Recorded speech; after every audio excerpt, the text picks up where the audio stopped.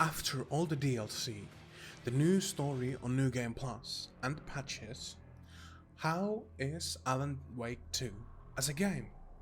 How does it hold up after a year on replay? And how does the DLC, the New Game Plus, and everything else mix in together? Is it as amazing as I remember it being? Or was all the hype around it wrong? Is it one of the best games of 2023? A year filled with amazing games like Baldur's Gate 3 and Tears of the Kingdom? Or was it just recency bias that made it win so many awards and be so loved? That's what I'm gonna find out in this video. My name is Lux and this is Alan Wake 2, 1 year after.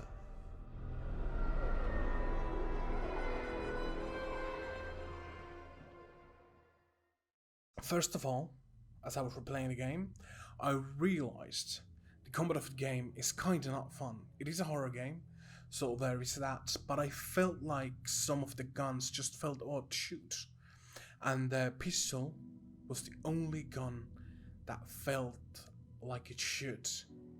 But the horror elements of those parts, the combat parts and the exploration parts, make it all okay. I really enjoyed walking through the forest and being afraid.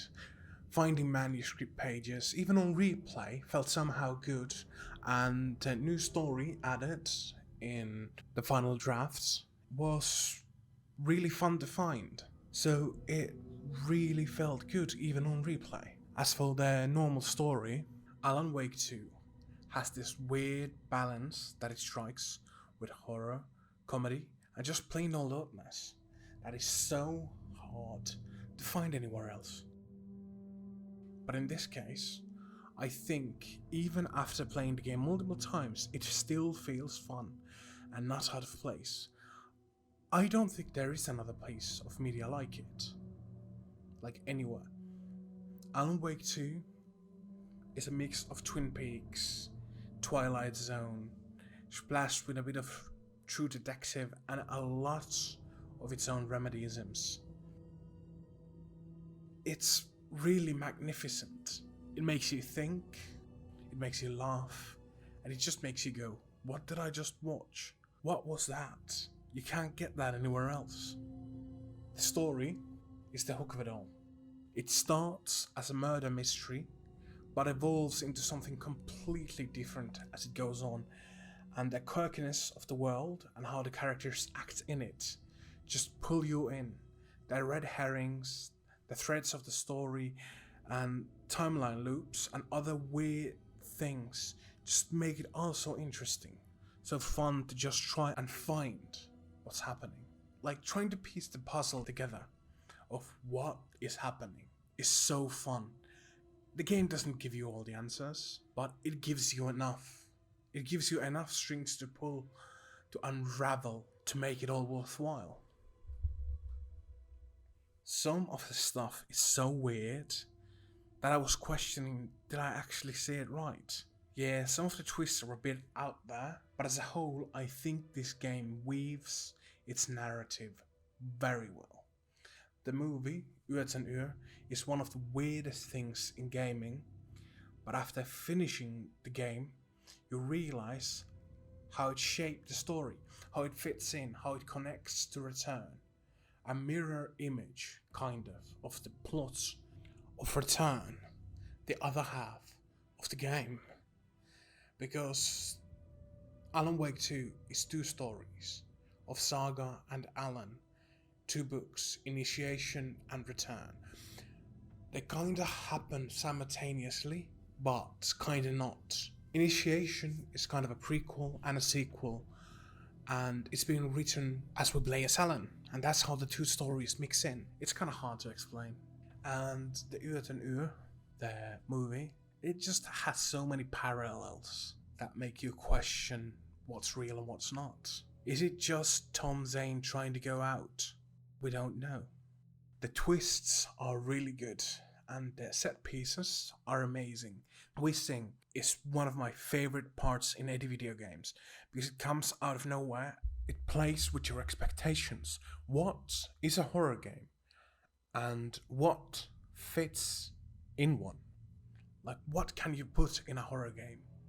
Because this is a horror game through and through, but still it has so many things that are so un-horror game like that it's kind of baffling, but it still fits.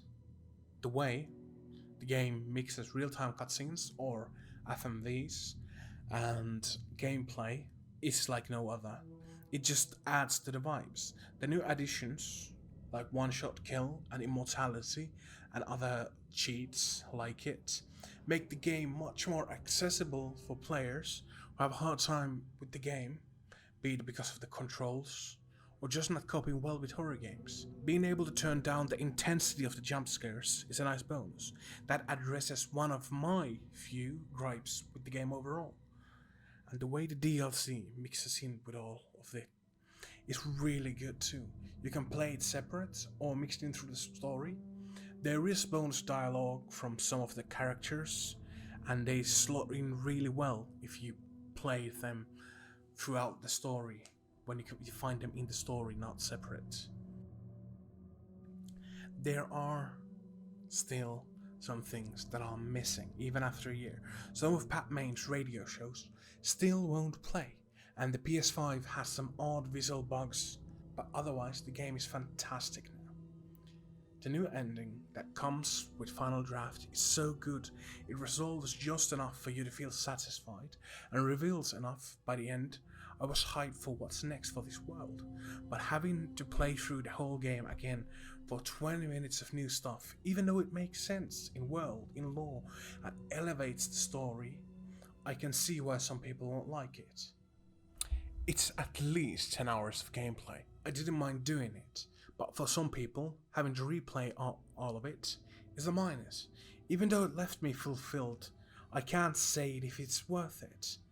If you play through the game on launch and haven't played through the DLC, then maybe you could play through the story on Final Draft and play the DLC that's mixed in to get something more from it.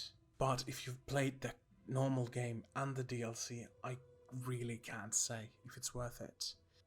Alan Wake 2 is one of my favorite games of all time, and it's not overhyped. It deserved all the praise it got. So if you haven't played through Alan Wake 2 or Final Draft with the DLC, go play it. The world itself is worth it. Pieces fit so well together that it makes one of the most compelling stories ever. The feelings that this game gives me are hard to describe. There is really nothing like it. The only other thing or game I know that's at all similar to it is Deadly Premonition, and that's really not even close.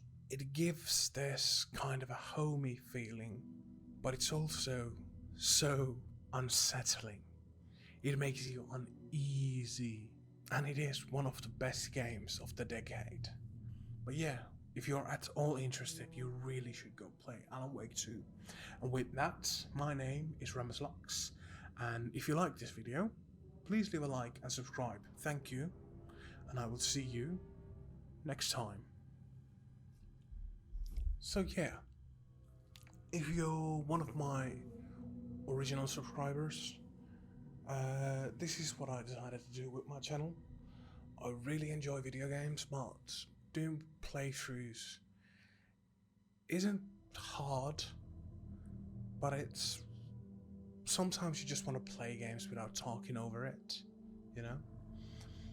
Maybe I'll do some more later when I find games that I want to play through, but there really aren't games that I want to play through, like do a playthrough of. So I really understand if you don't want to watch these anymore, my videos, but I will be doing more videos still.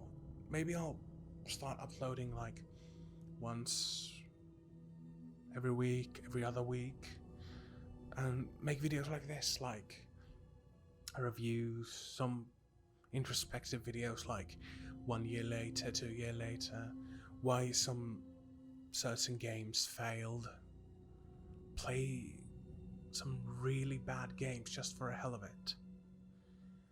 So yeah, if you enjoy any of what I'm doing here, please do leave a like. I will be leaving my playthroughs on the channel, and I will be doing more, but I thought that playing through games that I really don't enjoy really isn't what I want to do.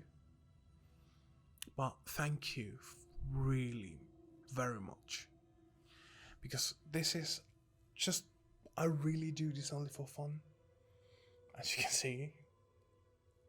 But yeah, thank you. I really appreciate every single one of you. And I hope I see you in the next video. Bye.